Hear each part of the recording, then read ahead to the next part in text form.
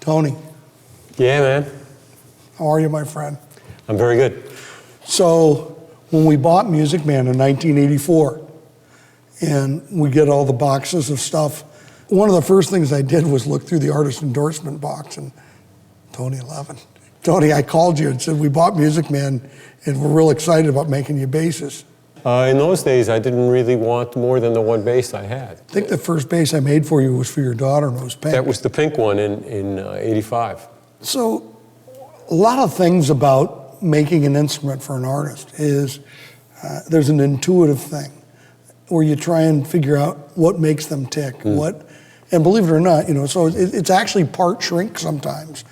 And not with you, you're very But easy. I understand that bass players are not great at expressing what it is we want. Well, we want it to be funky. What's that mean? But musicians in general have a hard time telling you what they want. They're describing a sound, but they have no idea technically behind it. So if there's one thing over the years that I tried to be good at is trying to figure out what you wanted, because we were making your tools. You're ideally suited for that because you're a very good player and you know what you want, and you also are very, you listen well to other players and what they want, even if they're not saying exactly what they mean. What I learned from you is that I think that you would look at, and you still do, you'd hear a song and you'd imagine a sound, and you'd figure out a way to get it, where I think a lot of people hear a song and try and figure a part and then how it should sound. Do I have you right there?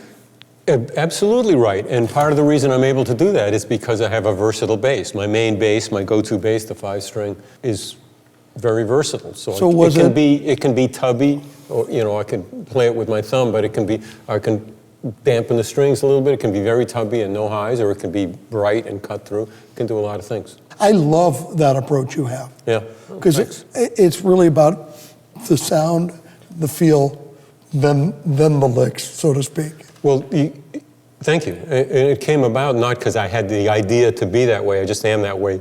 I think because I love music, and I hear a song, an artist, great if it's Peter Gabriel or David Bowie, but if it's an unknown artist, I hear them sing a song, and I kind of become a fan of that song, and I just kind of imagine what's best for it. So I didn't make an effort.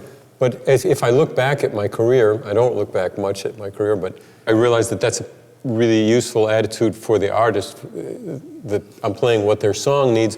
I'm not playing the riffs that I like playing recently or the new bass that has a sound that I'm in love with. I'm really trying to do at least what I can come up with is best for their piece. So that attitude that I naturally had happens to have been helpful in ending up playing on a lot of albums. Who'd you listen to?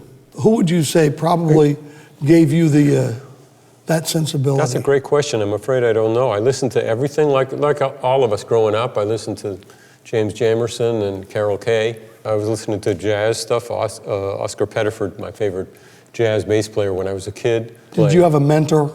It didn't have to be a bass player. Probably Steve Gadd. I was at Eastman School of Music. I was directed towards playing in an orchestra, which I did in the Rochester Philharmonic. And there was this drummer in school who had no bass players to do gigs with him. Not all the classical guys just couldn't be bothered, and I didn't have electric bass when I started playing with Steve. He was as good young as he is now, Steve Gadd, and he kind of took me under his wing and gradually, he was very patient with me and gradually showed me how to play time, because classical is you just play right bam on the beat. You don't know how to lay back or push forward for jazz, push ahead of the time. And he was great, and I couldn't hear myself, nor could he hear me on the first year of gigs. Then I got an electric bass, and what was your first big hit? I don't really pay too much attention to what happens to the record after I play on it. I'm thinking, I played with Carly Simon on her first album. That's the way I always heard it should be.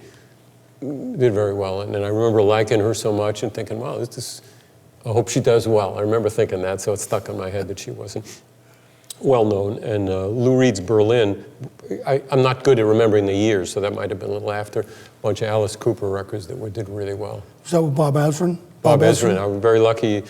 One producer and one producer only, because I was a guy who could read music and read charts, so I'm very flexible for studios.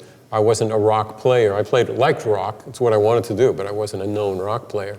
One producer, Bob Ezrin, heard me as a rock player, and I started doing Alice Cooper records, and he called me for the... Do you remember any of the Alice Cooper songs you played on? Welcome to My Nightmare, I think, was one of the albums I did, and Goes to Hell. I don't remember the exact songs. And some of them were like ballads that he would do. Who booked you for John Lennon?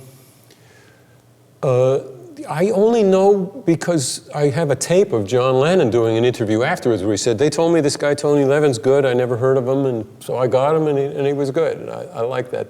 So you played that was Double Fantasy? I don't, Double Fantasy, and then they made Milk and Honey out of the tracks. I don't know why I got it. Typical of being on a record. I don't really go in there and say, hey, why'd you call me? And were you a Beatles fan? I loved them, but I wasn't a specific fan. But going in for John Lennon, was this it was very special. Was this another session? It wasn't just another session, but I wasn't in awe of John. And maybe I should have been, because I am now. What was that like? It was fantastic. He came up to me and said, they tell me you're good, just don't play too many notes. That was his first words. Very New York. He's really was really a New Yorker, in your face, and says how he feels, and that's great. And I said, don't worry. Obviously, that's not a problem for me. I knew I wasn't going to play too many notes. And we set about doing things in a normal way. And then when he started playing the first piece, like anyone hearing those pieces, I thought, this is unbelievable. I'm in the Beatles now. I mean, John's playing his piece. And the way he played the guitar and the way he phrased it and the way he even went about recording it was done for me. And almost 9/10 of the bass players on the planet could have sat in that chair and played a really good part on that. 1 out of 10 would have overplayed and got fired and sent home. But 9 out of 10 would have been like me, just, wow, I'm glad. Were there other artists that were like that for you that made your job really easy? Many. And I don't distinguish between the famous artists who sell a lot of records and the one that don't. And I've done a lot of records, so many times it's easy. Many times, if I can't come up with what I feel is a good bass part, the singer, or maybe guitar player, maybe he just sings, maybe he'll sing a little something to me. In the case of Paul Simon, that happened a lot. He'd have the piece, and he'd go over to Richard T. and sing it and play with him for maybe 10 minutes. Richard would be playing quickly a great part.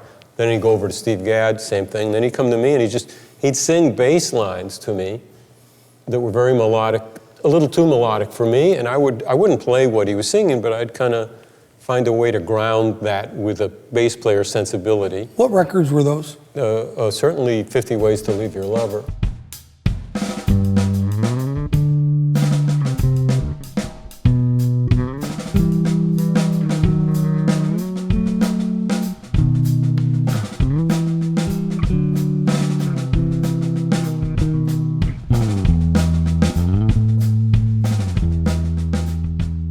I mean, the stuff I'm talking about, now when you go back, and you did it in real time, I mean, that's such important stuff, and anybody who hasn't listened to that, that's what, I mean, you figure out what you're going to do in the future by going and figure out what people did, and the songs you've played today with me and stuff are just, to me, really exciting. And well, thanks.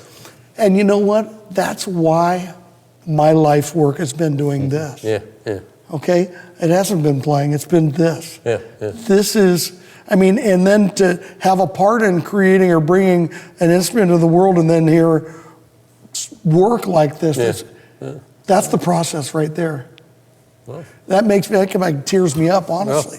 Well, you're very kind. I mean, just play that. I mean, and you're very instrumental in giving us the tools that we want to make the music we want to make. Well, thank you. Thank you.